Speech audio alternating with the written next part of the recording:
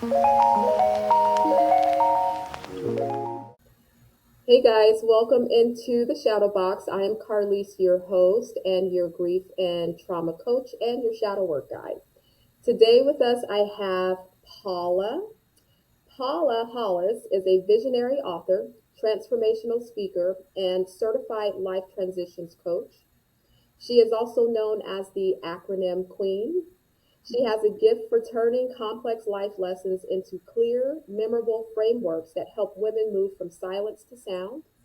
And she also helps women to move from grief to growth and from transitions to transformation. So that's a well-rounded plethora of movement, right? For Absolutely. women.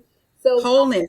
right. So Paula, thank you for coming into the shadow box and just give us some more information about yourself.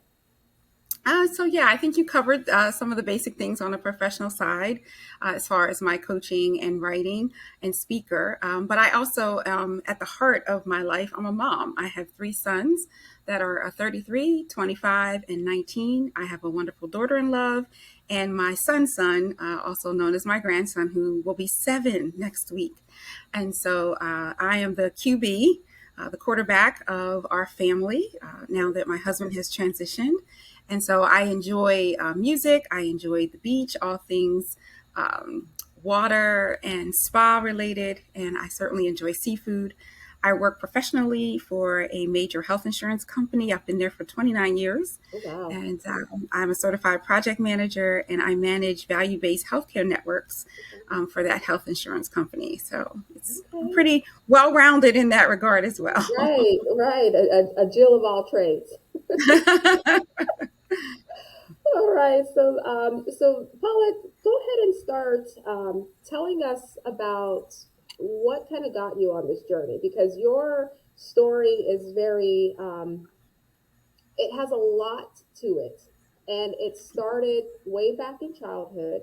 And then we have some Yes. middle portions in there. And then we have some portions that are in the middle of the middle. So Yes. we have a lot of detail. So we're talking about trauma. We're talking about grief. We're talking about shadow. We're talking about all the things that kind of pushed you and catapulted you into this wonderful human being that you are today, right? So, if you want to start, let's go ahead and start at your childhood. What was that like for you?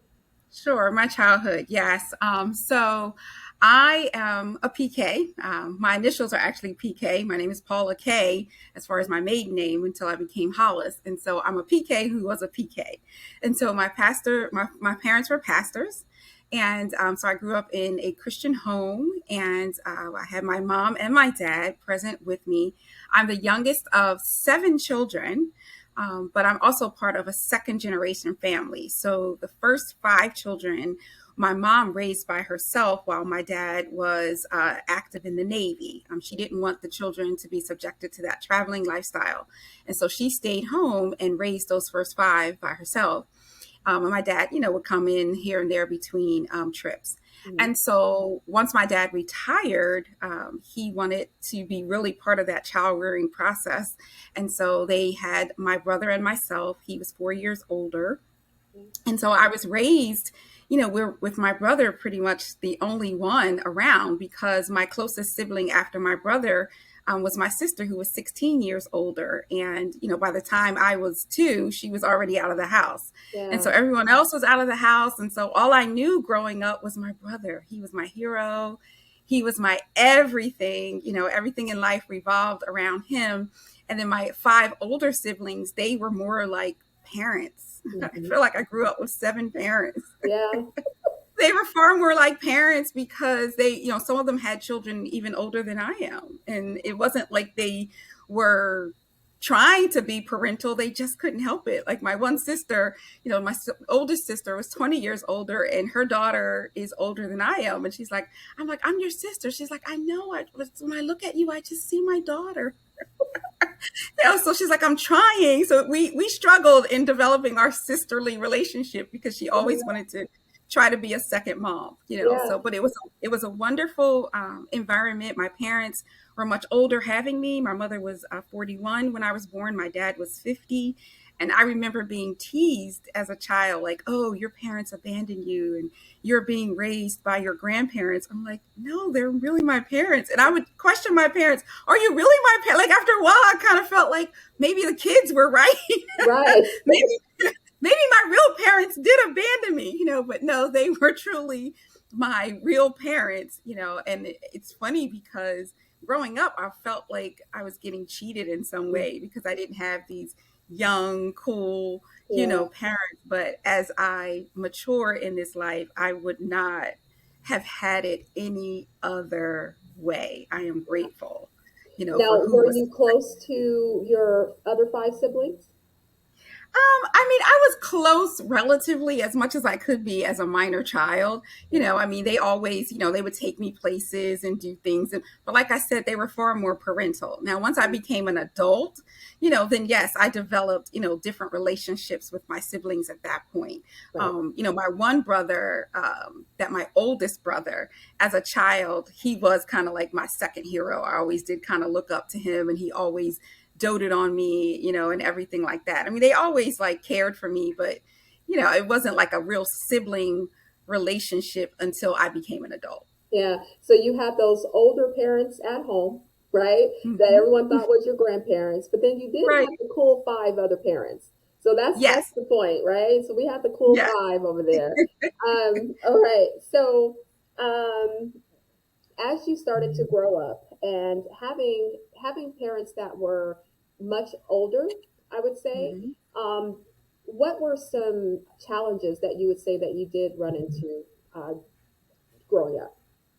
Yeah, I think it's like some of the challenges that I felt like I went through growing up was a lot of things like my mom, not to say she was tired, but she was tired. She raised five kids on her own, and she was the heavy disciplinarian with those first five. And then kind of with the last two, she was like, okay, honey, you got it. You wanted this, and you kind of got it. So my mom wasn't really uber harsh on me, but she had that look. I knew, where the boundaries were. Right. But I think sometimes I think they were overprotective in some regard. Like my mother was very, very overprotective.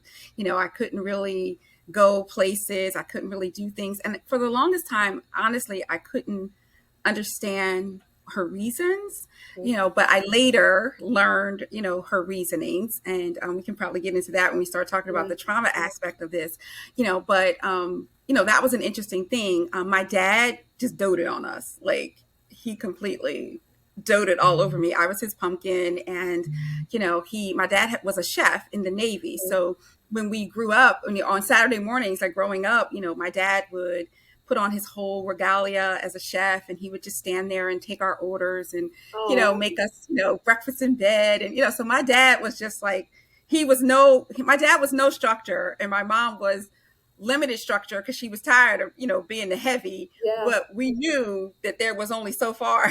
Right. Even her light was heavy, so Okay. Okay.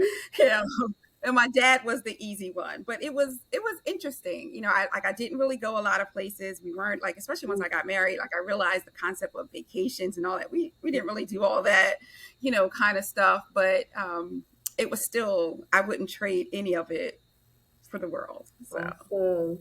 Well, give us, so we know about how things were going with in the home with your parents. Give us a little family history. Start backtracking us a little bit and give us some detailed information on your history. okay, so my mom and dad were kind of raised in Philadelphia. My mom was raised between Exmoor, Virginia, and Philadelphia. So her family was in Exmoor, Virginia, and as a child, she spent a lot of her childhood time there. But then, as a teenager, she came and moved to Philadelphia to live with her mother. And it's interesting, the love story of my mom and dad. That's where my mom and dad met, in Philadelphia at my mom's high school. She was 16 years old in her senior year, and my dad was at career day at her high school. And he was 23. My dad was, 7 years older than my mom. And so it was an interesting moment as they like to tell the story where he saw her in the cafeteria and it was love at first sight, this kind Yeah. of whole thing. And so my mom married my dad March 9th of 1946, and she dropped out of high school. She never finished those last couple of months of high Oh, school. And what was interesting is that explained a lot as I got older, because my mother stressed education like yeah. in a crazy, almost ridiculous kind of way. Yeah, so for her, But she she really never stressed. close.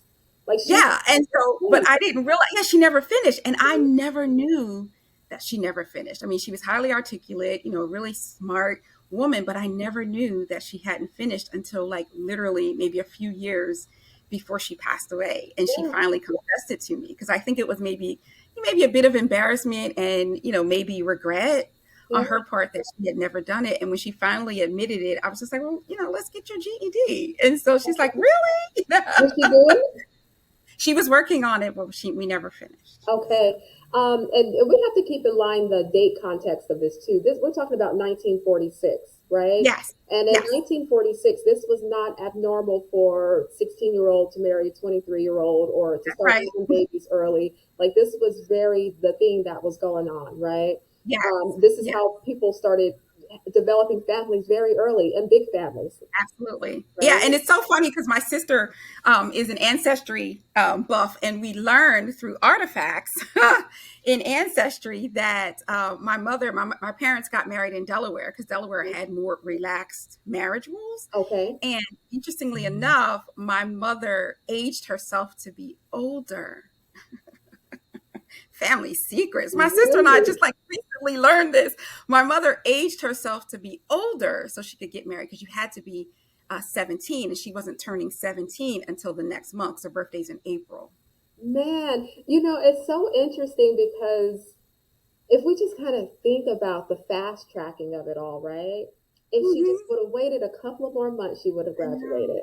If she But just he would have was going waited, back out to sea. Her right? little sailor was going back out to sea. We didn't know when the sailor might be back. And so, That's okay. So he was headed mhm. back out, and we have to Yes, remember the time in this because yes, sailors were in and out. They were going. yep. So he was heading out, and that was a smart idea, very It's a smart strategic, idea. right? Yeah. I'm like, oh, Okay. wow. Okay, so I get it. Um, but that is a beautiful story, though, and Yeah. then for them to go on and have 7 children, you Yes. know. Yes. So now, as you're growing up, life is pretty good, pretty healthy. We start getting a little bit older, and some things start to happen within the Yes. family. And I'll let you give us the context of it and where it started at. Sure. So my parents, like I said, they were a little bit overprotective. My mom far more than my dad. But our home was also very communal in the sense that if someone needed assistance, if someone needed a place to stay, my parents were not adverse to opening up our home. So there were different ones that would come as a place of respite or for temporary housing that would come and would stay in our house. Or every Friday night, my parents would open up our house for kind of like a jam session for musicians and creatives to come and sing and play. So it was always kind of like a revolving door, in our house. But my mom always, I realize now she sheltered and protected me even amid that. But there were some people that were ever present. So I had a nephew, my oldest nephew, actually, that would stay with us. He was the first grandson. And so, he would be from house to house from time to time. And he was 7 years older Okay. than I. And so he would stay with us, but he was kind of, my parents were trying to offer alternative lifestyle, a more consistent, much more stable type of lifestyle and environment for him, because he had some different run-ins and different troubling scenarios in his life. And so me, as the playful little creative child, just whimsical in my whole nature and different things like that, he violated me Mm. at a tender age. And so from the age of 10, so he was around 17 at that point. Okay. So from the age of 10 until I was 13, he violated me. Okay. And I then understood a lot of why my mom had been so protective of me, because when she was in Virginia, part of the reason why she moved from Virginia to Philadelphia was because she had been violated. Okay. And her father, my grandfather, who was a long-term truck driver, he didn't want her, because she would move in Virginia. She would move from house to house, whenever my grandfather would come back from, his hauls and everything. And once he found out that happened, that's when he moved her to Philadelphia to stay with her mother and to just be in a stable, type of Okay. home. Oh, so mom was actually under the care of dad while she was younger. Yes. Okay. All right. Okay. Yep. And so, how convoluted is this part of your story? Because, for one, it was your nephew who was Yes. older than you, and Yes. two, it was your parents' grandson, Yes. right?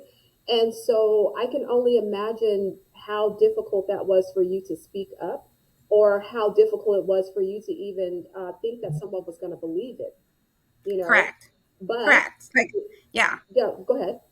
I didn't say anything. Yeah.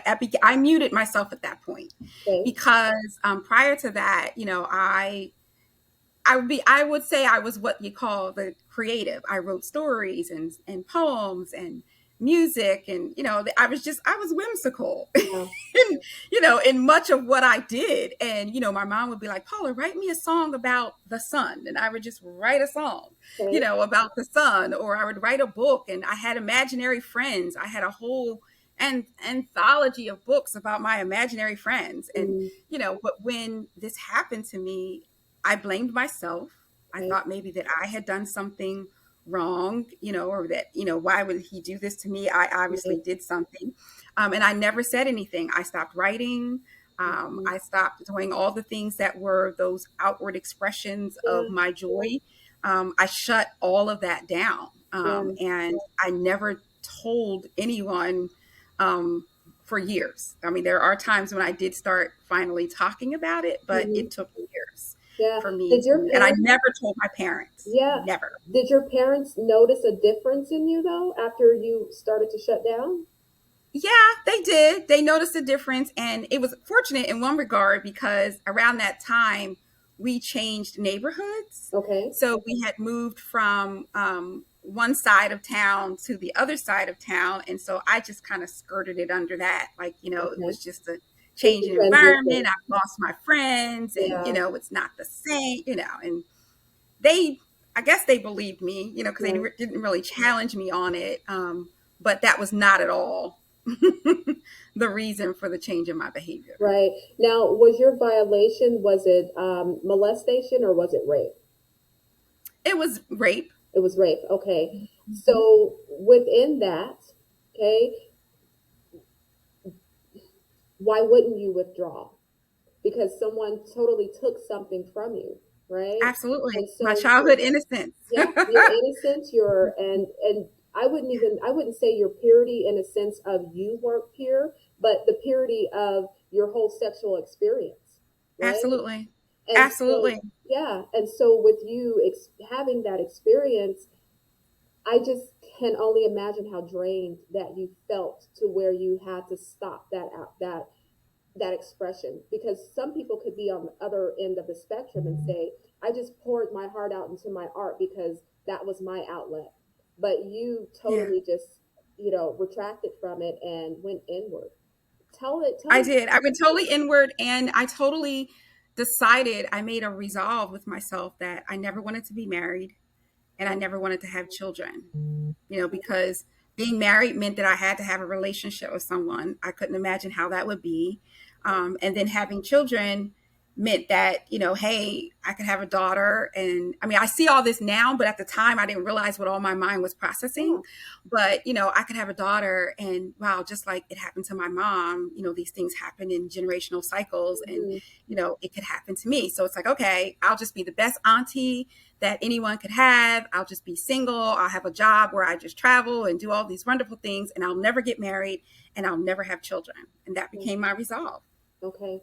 And isn't it Mm-hmm. funny how life happens and it changes your resolve, right? Yes, it I does. mean, but why wouldn't you think that way? Because your safety net was gone.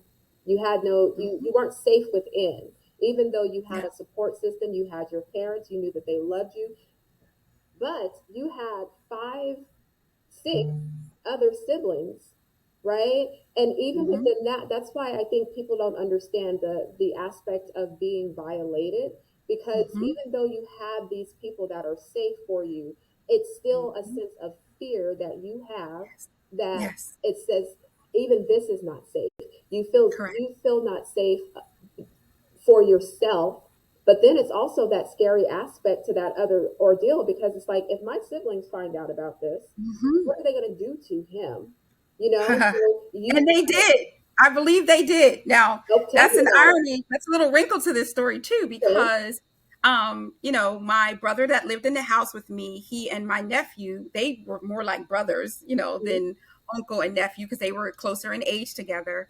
And then I had an older brother who was, quite honestly, for lack of a better word or term, he was very street smart. I'll Okay. say it that way. Okay. Okay. Got it. And so very street smart.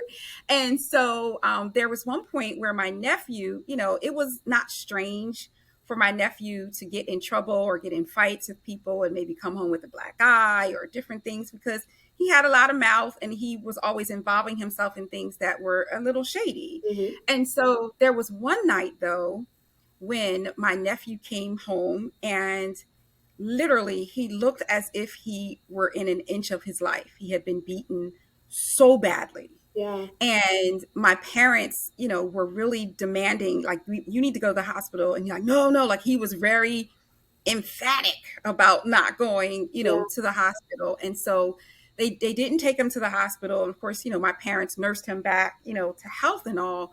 But it was really interesting that after that incident, Mm-hmm. my brother that was closest in age to me and my third brother, who was the one that was a little more street smart with Mm-hmm. street resources, Mm-hmm. they became a little overly protective. Like, baby girl, you okay? And baby girl, this and that. And, Yeah. I started putting two and two together because my nephew never touched me.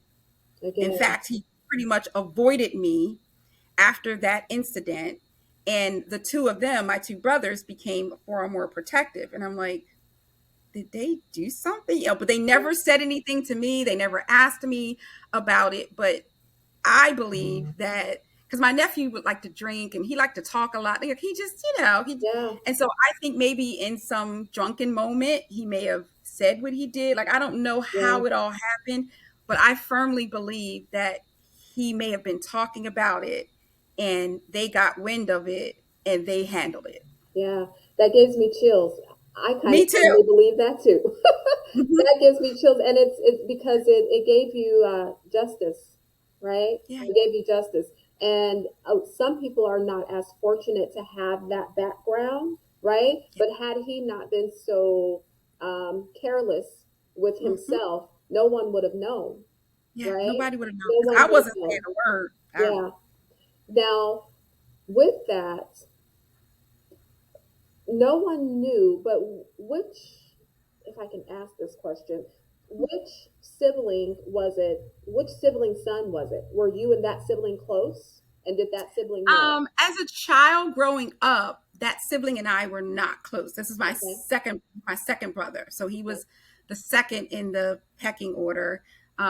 It was his son. He had other children that were older Okay. than me as well. He was always a good brother. I mean, Yeah. because he never knew that any of this had happened until much later. Right. But he was a good brother to me. He always cared for me. And so we had a good relationship. We had a much stronger relationship once I became an adult. Yeah. Okay. All right. Okay. And then something happened. So we're fast forwarding now, because we said we never talked about it. It was kind of handled on the background, and you were able to survive that and come out of that trauma. So fast forward, years go past, and this particular nephew is no longer with us. Talk to us about that. Yeah. So I'm trying to remember what year it was. I think sometimes my mind blocks it, but, um, you know, I remember my nephew's father was in the hospital and my sisters and I were going to see him. So if I think about time wise, it definitely had to have been after 2009, sometime after that, because obviously my mother wasn't here and my other brother wasn't here, but otherwise they would have been at the hospital with us. And so I'm trying to remember what year it was, maybe 2015 or something. I'm not sure. But in any case, we were all in the hospital sitting around my brother's bedside, just joking and kidding with him and trying to uplift his spirits. And he got a phone call that his son had passed away. Okay. And we were all in shock because it was rather surprising. We weren't expecting, that it's not like he had been sick or, Right. Anything like that. So it was kind of like surprising for us. And so my brother took the call, got as many details as he could. And so once he got off the call, he's like, okay, guys, my nephew, my brother was living in Pennsylvania and my nephew was living in Georgia. And so my brother was like, okay, we're probably gonna have to go down to Georgia for the services. And, I don't know what kind of, insurance he has and different things like that. So we'll probably have to put some money together, on different things. And the irony in all of it is that even though I was the youngest in my family and I had all these people that probably should be more like parents to me in a financial regard, perhaps, I was more the financial run. People would look to me and, can we borrow this? Or, hey, Paula, can you this? Or, whatever. And I'm like, well, you ought to be helping me, Right. And so my brother's like looking to me and saying, hey, what do you think we can do and everything? And that's when it hit me. And an indignation and a resolve, to understand, because Paul is generally the quiet one. Paul is generally the gentle one. Paul is generally the one that, doesn't really say anything that's controversial or anything like that. And I just remember an indignation rose up in me and I'll be like, I'll be damned if I'm going to give a penny, no, I'm not Did you giving go a to penny. say that?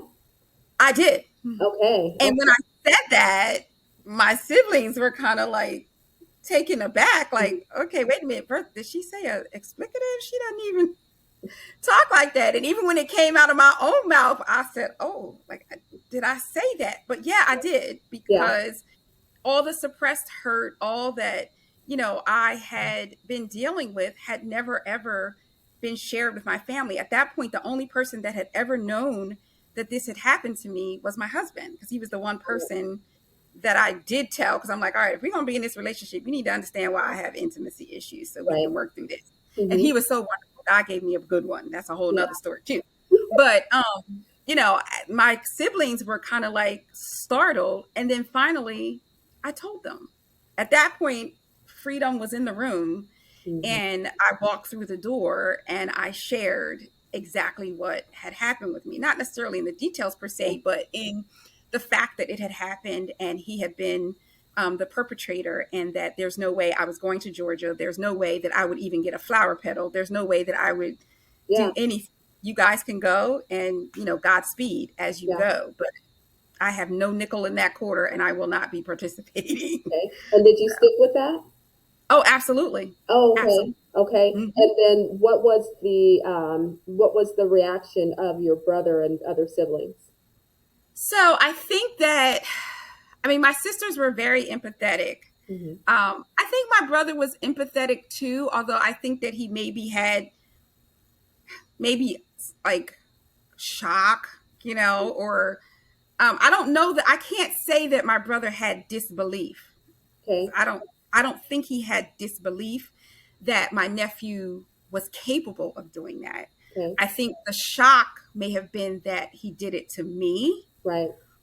And so, my brother was really shocked and startled. My sisters were empathetic and they, were like, wow, baby girl, we're so sorry, and things like that. But at that point, it really didn't mean anything to me. Right. At that Because point. you had already survived it. Right. Yeah. And the most important person outside of yourself that it would have impacted, you had already told. Right. And Absolutely. he, being your husband, he provided that safe space for you. He did. He was a safe space. I do remember the night once I came back from the hospital.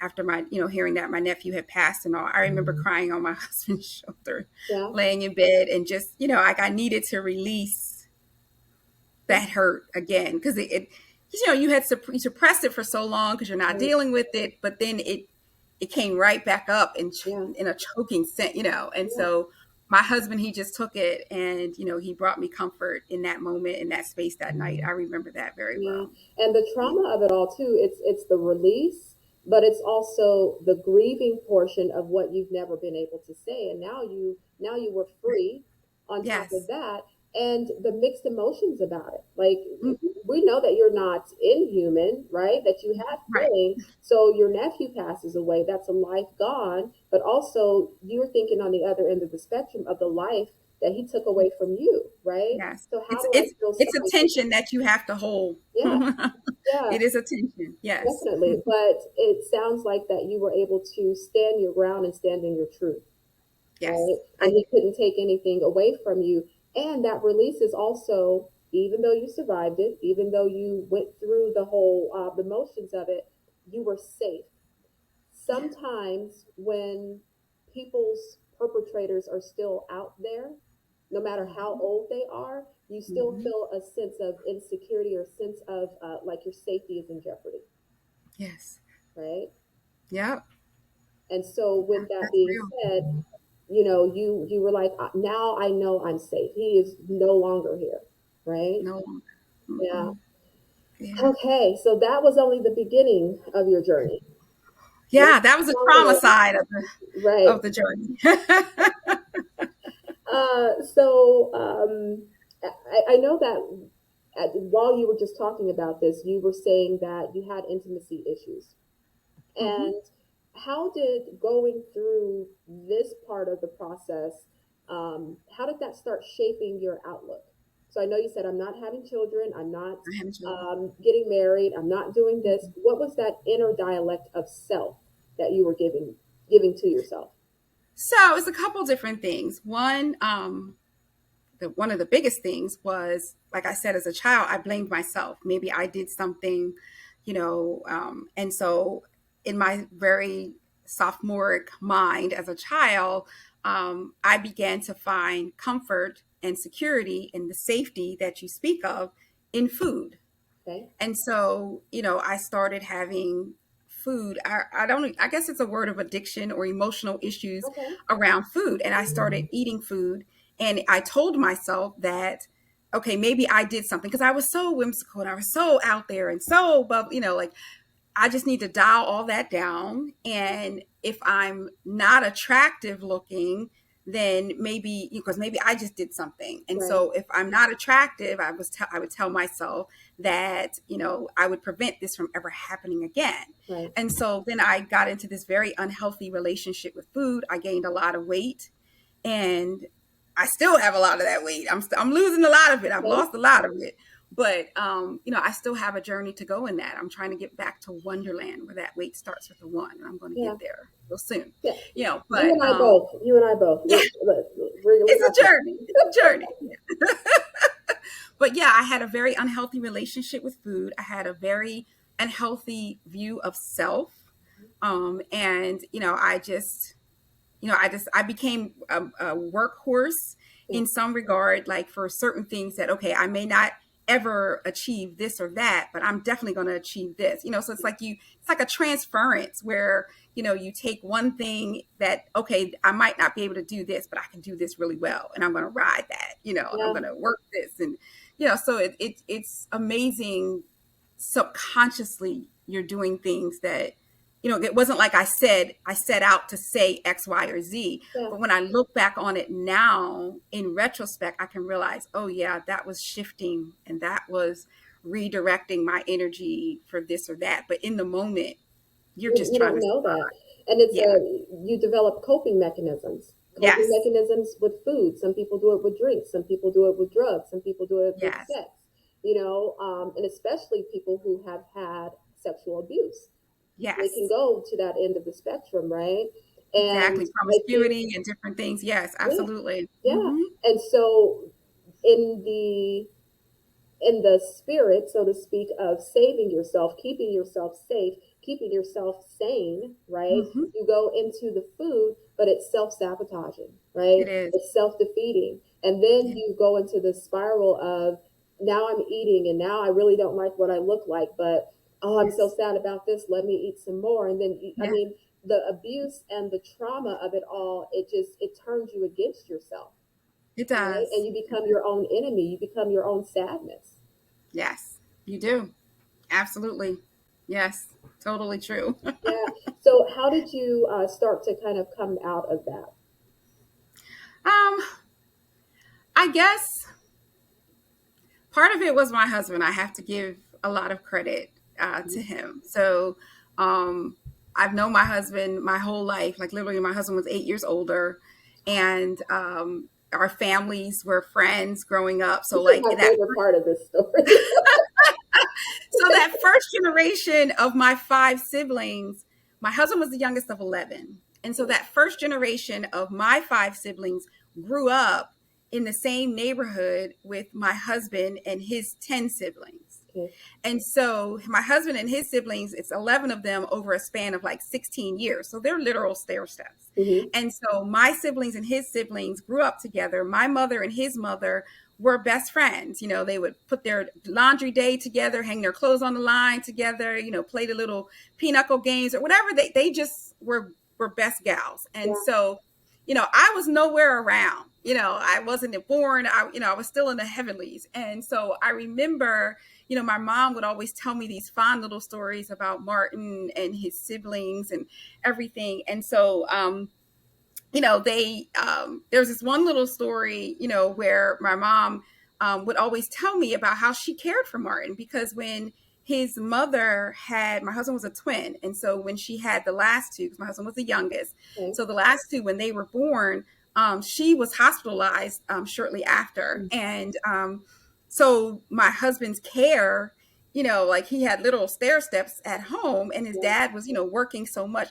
My mom was one of his primary caregivers Mm. from birth until around 5 Oh, when he wow. went to go and live with his paternal grandparents. Mm. And so my mom would just tell me these stories about, you know, little Martin with the big round face and the chubby cheeks and how she would be like, come here, Martin, because his pants would be falling down because he had on somebody else's clothes. And she's like, wait a minute, you got to pin that up. And like she just had all these wonderful little stories being part of the village Yeah. and loving on this little child, not having a clue in the world that he would become her son-in-law. Right. Like that is mind It blowing. is.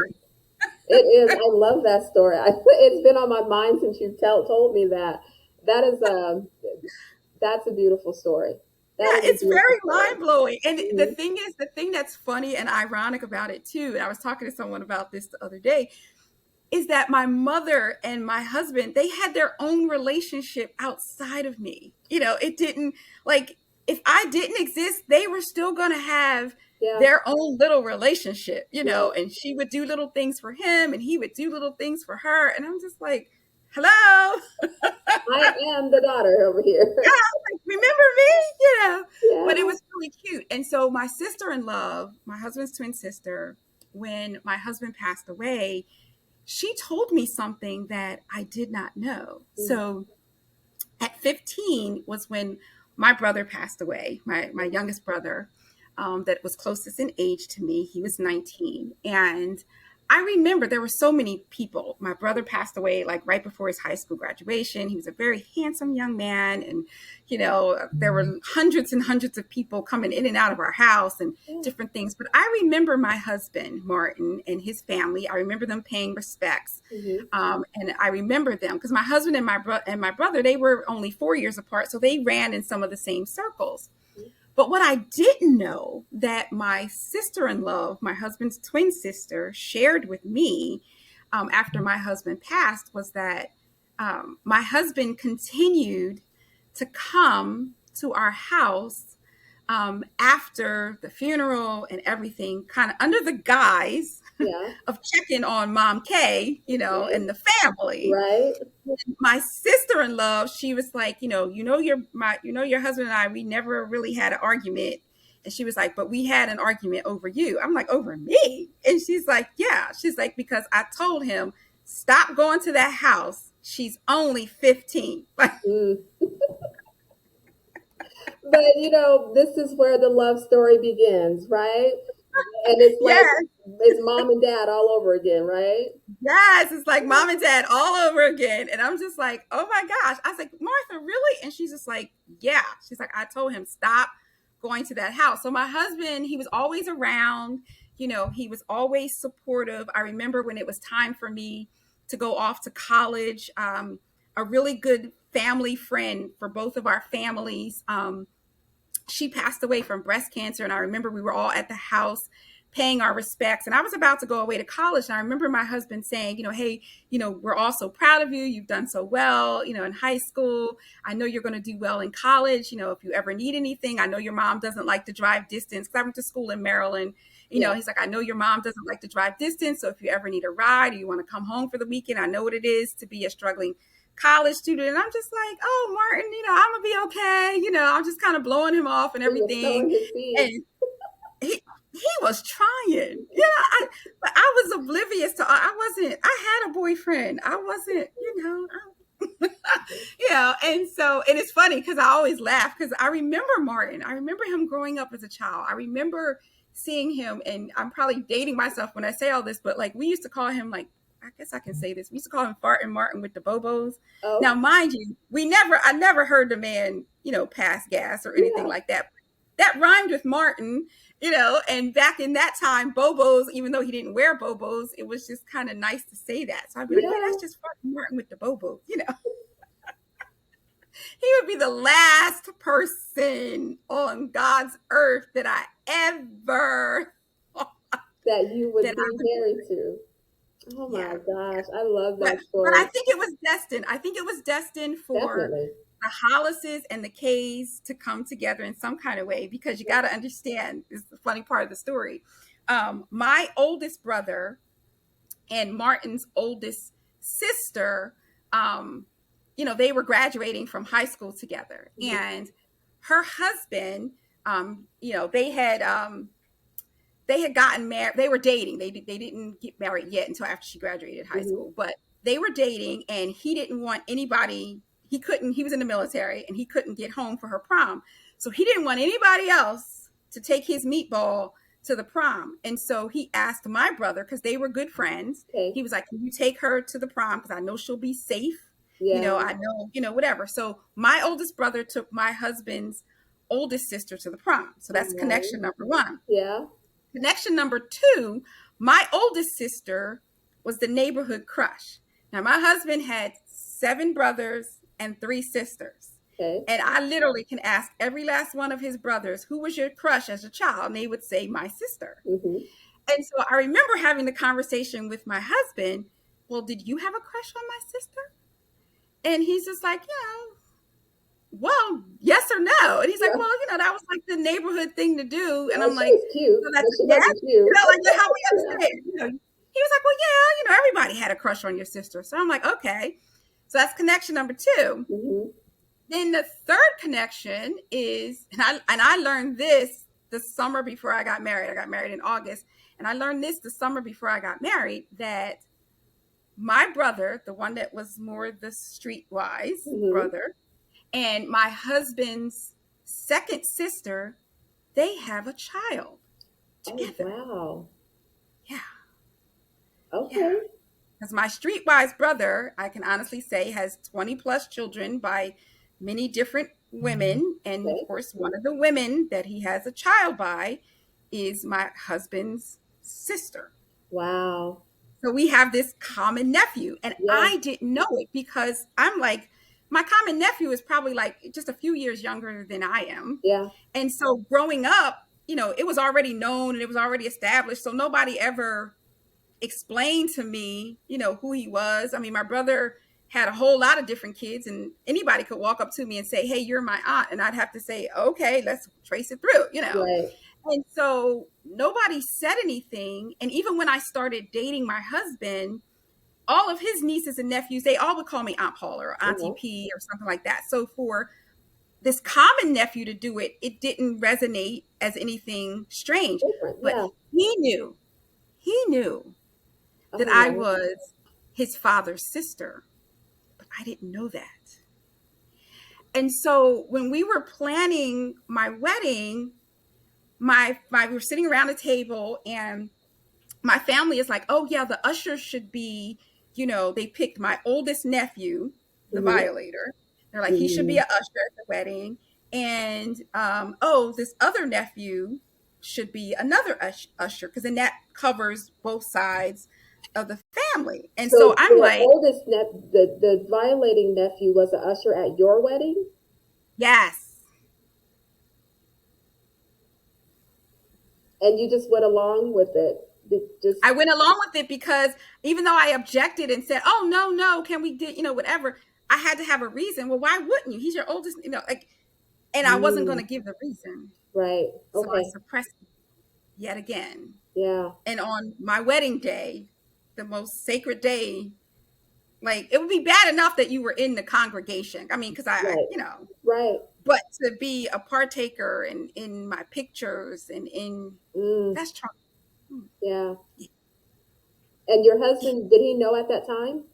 He knew at that time. Oh He knew at gosh, I that bet time. he was just semi-boiling. It was a bittersweet moment for him, right? It was bittersweet, and my husband helped me to reframe it. He's like, babe, it's gonna be, just keep your eyes on me. It's just gonna be me and you. And Yeah. because and he did. I have to give my husband credit. He's like, well, why don't you say something? I was like, Yeah.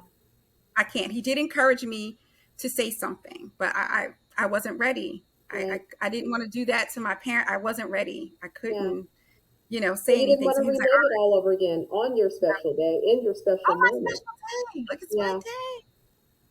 Yeah. So the next connections, that was connection number 3. So we have the prom, we have the crush, and then we have the mutual child, and then a fourth scenario kind of came into play where my sister that's closest in age to me, close, I say relative because she's 16 years older. Okay. There was a period of time with her 2 oldest children. She was a single mom, Mm-hmm. and she's doing her best to raise her kids. And of course, Martin, knew that, so he would always check on her and make sure she was good, make sure her car was good, her tires, and people weren't taking advantage of her. That's just the type of person, that he was. And so there were a couple times when like little things were going on at the church. She needed a ride. Okay, he would pick her up, give her a ride. Then he would maybe go grab something to eat afterwards. And, so it's like, whatever. So I'll never forget it. We were going to New York. Now I'm from Pennsylvania. And Okay. so we were going to New York because one of my nephews had been murdered in New York. And we were going on a family trip to go to New York for the services. And one of the cars broke down on the way back. Mm-hmm. And so we're sitting at the car dealer, and, they're working on the car, trying to get things all situated. And so everybody's just like sitting around talking and going from person to person because we got to kill time while the car Yeah. is getting fixed. And so there's some show on television, and I'm kind of watching it halfway. And my husband and my sister, that's closest in age to me, they're just talking, and they're kind of watching the show too. Mm-hmm. And something happened on the show, and they started laughing, and it took them back to a memory of something that they shared. Okay. And I was like, oh, when did that happen? Because I'm like oblivious, and I Right. was like, oh, what was that, guys? What was going on? And they kind of looked at me. They were like, oh, well, that was when such and such. And I was just like, when did that happen? Like, so then they started explaining the situation and the conditions. And I was like, okay, wait.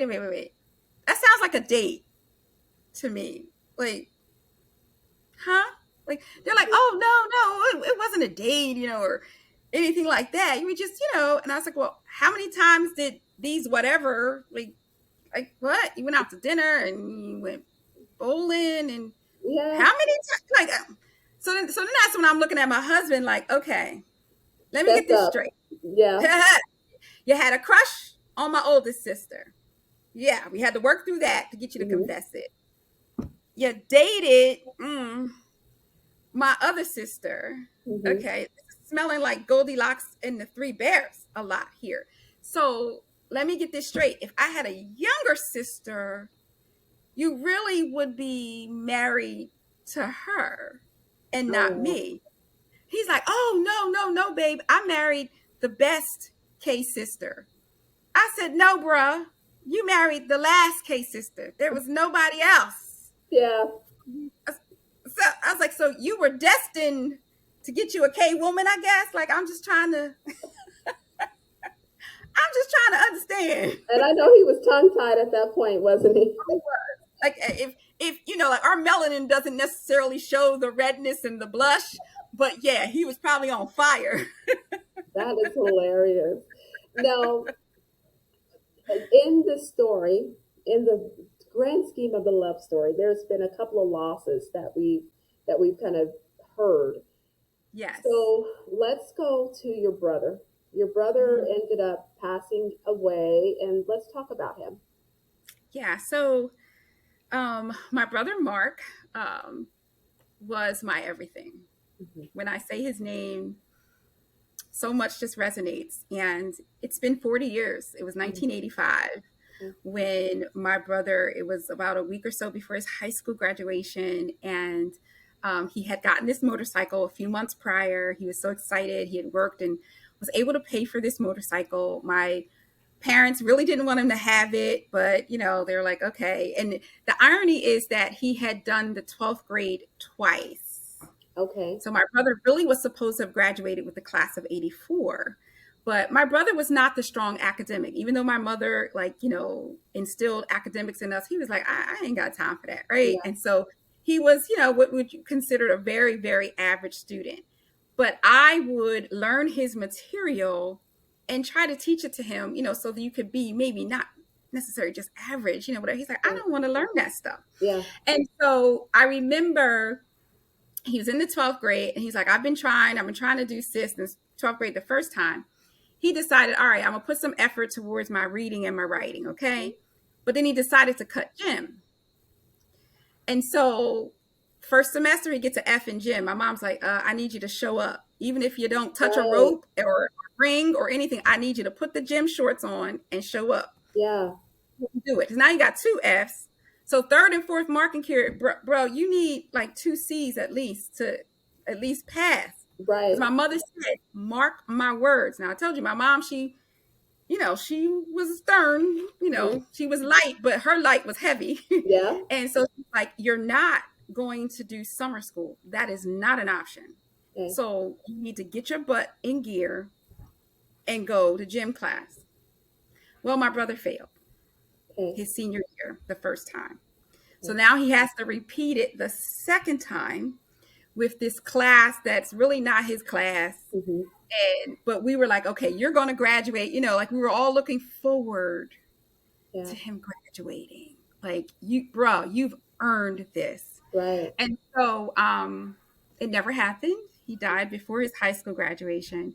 And graduations are often a trigger for me because I can still see the floral chair where he would have sat. They had it decorated so beautifully, you know, for his graduation. And it's triggering because I can remember every single moment of the Friday night that he died. 40 years later, I can tell you blow by blow by blow every detail because I hold it just that closely because my brother, so much of who I am, and I don't know if I can show it right now, I can get to it, but I don't know if you can see this. Got it. So that says marked legacy. Got it. And I'm 55 years old, and here I am within the last 3 or 4 weeks or so, I have gotten 4 tattoos. I think my family thinks I'm having like a midlife crisis, but I have clarity in a way that I've never had it before, and I'm so grateful. Yeah. And so this tattoo means so much to me because my brother's name was Mark, and I believe that I am a marked legacy because so much of what I do, so much of what I believe, and so much of who I am is so rooted and grounded in what he poured in me in those 15 years. I sing because of my brother. The way I drive, and I'm a driver. My brother loved to drive. When he got his license at 16, he taught me how to drive, and I was only 12. So he passed away when I was 15. I already knew how to drive. I didn't have to rely on my older parents to Yeah. finally get me to DMV or anything like that. Yeah.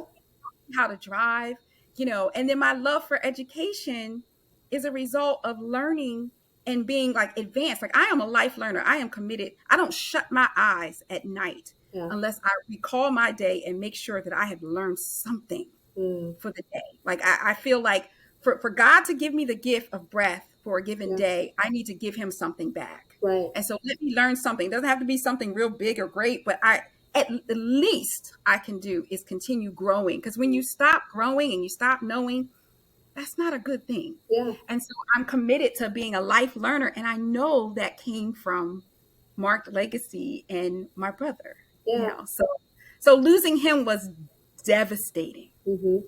Devastating. Yeah. Yeah. And people don't. There's these different pockets of grief and these different pockets of the loved ones that you lose, right? Yeah. And my first my first dabble in this was losing my brother and my sister. Mm. I think they were 6 months apart that I lost Oh, them, wow. and I was a teenager, during that Mm. time. But people don't understand the bond of some siblings and Yeah, where it could take you, where it kind of propels you, that's and right. so letting it be the catapult into your purpose, even if you are going through that process of learning and becoming and coming into who you are, Yeah. right? And Yes. so when you understand that bond and you understand that relationship just within yourself, then that's kind of what life becomes about, so to speak, Yeah. right? Yeah. Yeah. And I think it's a beautiful thing, for you to live the legacy, create the Mhm. legacy, live the legacy, and turn the ashes into beauty, right? Absolutely. And Absolutely. that's how this podcast started, because I literally had a breakdown, which I say is my Mhm. breakthrough, Yeah. last October, when I really came to the grips of accepting, the death of my brother and sister, and really processing it, because I was a Yeah. teenager, right? So I was Yeah. hurting, and I was going, and I was doing all the things, but I it hadn't settled in. Mhm. It settled in a sense of me being sad. It settled in a sense of me being mad and angry and all the Yeah. things. But it finally settled in, and I was like, oh, I don't know if I'm gonna make it out of this, right? No. Yeah. And here Yeah. comes the podcast, and I launched the very first episode on January 16th, which was my sister's birthday.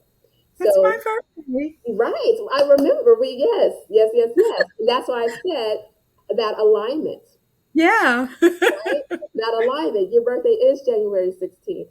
So yeah, but siblings are important, and they're Yes. just as intertwined Yes. cellularly than a lot of people understand. Absolutely. Absolutely. Like I carry my brother. I am his marked legacy, and I will forever have a smile on my face when I say his name. Um, he did more in 19 years. I mean, granted, I want him here. I do.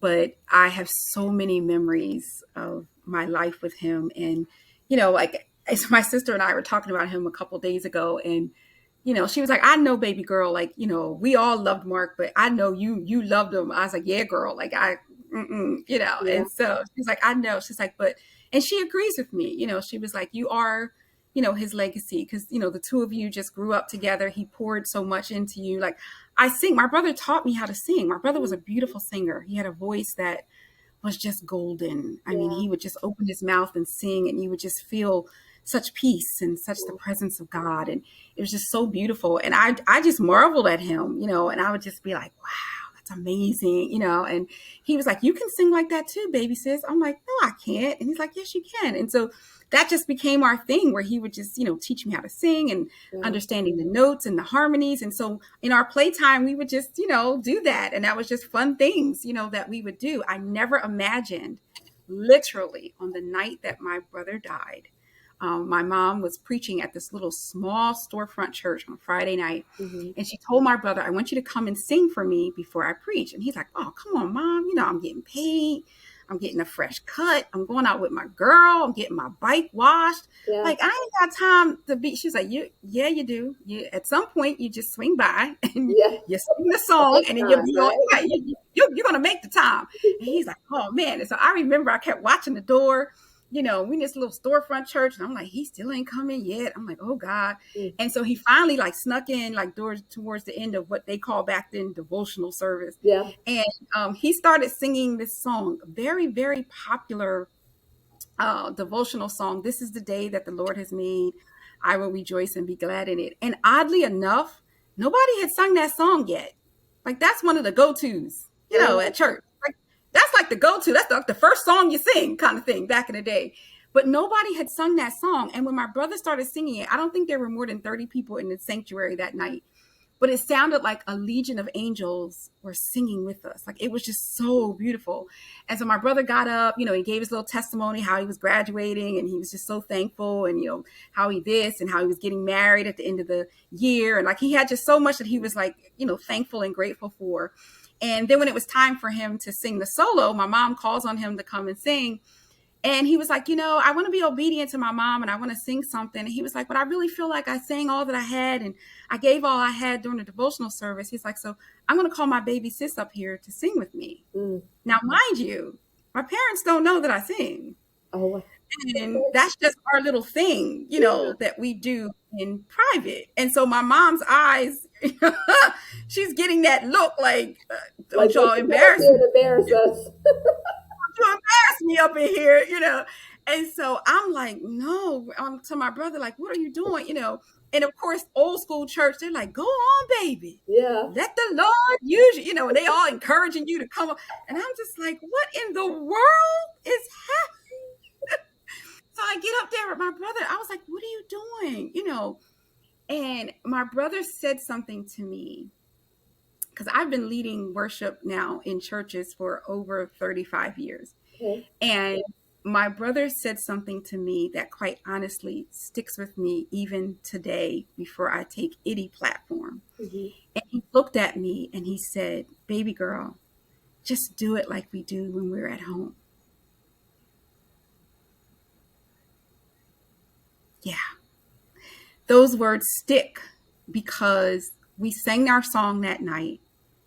And my brother left that church. I hugged him and I said, hey, mom and dad are going to get pizza afterwards, you know, come and get pizza and then we can sit up and watch movies. And, you know, we had this whole little plan, you know, what we were going to do. Well, none of that happened because around 2:00 in the morning, the knock came on the door from the police officer telling us that my brother had had his accident and we had to go over to the hospital. And sure enough, his life was gone at that point. And I mean, he was clinically brain dead, but he did stay on life support for a few days. And that was difficult, you know, going through that, you know, in the hospital. But it was like this whole transference of the gift. And I remember having a very angry reaction, you know, to the fact that my brother was dying. And I'm like, you know, and I don't even know that I can act it out the way I did, because the way my parents said I behaved was really, really bad. But I was very angry towards God. Like, you know, I felt like we lived in church growing up, you know, like we go hard for you, Jesus. And where was his Psalm 91? Where were his angels that you gave a charge over to keep him? Like, and I just really, I was upset. You know, and I was just like, how could it be that you could let, you know, all his gifts, talents, because my brother was also a drummer. He played drums and different things. I was like, how could all those gifts, talents, and abilities go into a cold grave? What kind of a loving God is that? Like, you know, I was extremely angry, you know, and I was like, you know, like Bishop says, you know, if, you know, gifts and talents, they come without repentance and, you know, that anointing is transferable, then give me the ability to sing, you know, and I'm praying probably the most honest and the most sincere prayer I have ever prayed in my life. Yeah. And God honored the sincerity of my prayer, because it's after that, I didn't start singing immediately, but when I would start singing, it was a difference in my voice. Yeah. There was a difference in what I carried, because I believe God gave me my brother's gift. Yeah. And it was like, wow. My mom was like, baby, I don't think you should be saying, what you're saying. I don't think you realize, what you're saying. And I'm like, I don't care. Like I was Yeah. just so, like, I didn't want anything to do with God, church. I didn't want anything to do with any of that stuff, because that can't be the loving God that we serve. Like how Yeah. can any goodness come out of this? Like I was just a very angry person, but God in his mercy, God in his grace, he helped me to work through that, but Yeah. But it that's wasn't good. it's a process. It's definitely a It is. process. Definitely. And Yeah. when we talk about the grace, when we talk about something good coming out of the situation, Yeah. now tell us the second part to this. Oh, about my nephew? Yes. Yeah. So, yeah, I never grieved my brother, even though I was hurt. And even though I was devastated at his passing, we learned that his fiance, they were getting married on Christmas. Mhm. We learned that his fiance was expecting. Okay. So that made us like really, really happy that now we're going to get another part of my brother. Like Yeah. even though my brother won't be here, we'll have a part of him. And sure enough, it ended up being a little boy, Mhm. Mark the 2nd, and he was born on January 14th. He almost made the 16th. I Okay. forgave him for that. He was born on January the 14th. And so I felt like I got a piece of my brother back. And so, like, I have over 100 nieces and nephews. And Mark the 2nd, without a doubt, is slash was my favorite. Yeah. Auntie P, or Gap, great Auntie P, as the great nieces and nephews call me. I love you all. I'll do anything I can, but there's just something special about that Right. Mark. Yeah. And so, um, my nephew Mark spent so much time with me. Like he and my oldest son were only a few years apart. And so my nephew Mark became like my son's big brother. And so it was nothing for him to come to my house on weekends, or for me to take him on our vacations and Yeah. holidays and all that kind of stuff, because he was my everything. Like I got my brother back in this Right. this other person. But in my nephew's senior year of high school, he died as well. And when that happened, two things happened to me. One, I spiraled into inconsolable grief. Mm. I just completely shut down. I did nothing. Like, I knew I wasn't going to take my life. I knew Yeah. that much. But while I'm here, what life is there? Yeah. And so at that point, it was double grief. I was grieving both my nephew and grieving my brother, and I was devastated. The Mm. second thing that happened is I entered into a world of fear. Yeah. And for my oldest son, who at the time, because when my nephew passed away, that was 2004. Yep, that was 2004. And so my oldest son at the time, he would have been graduating in 6 years. So he graduated in 2010. Okay. And so he hadn't quite gotten his license yet or any of that kind of stuff. But I entered into a world of fear, and I didn't want to let my oldest son out of my sight.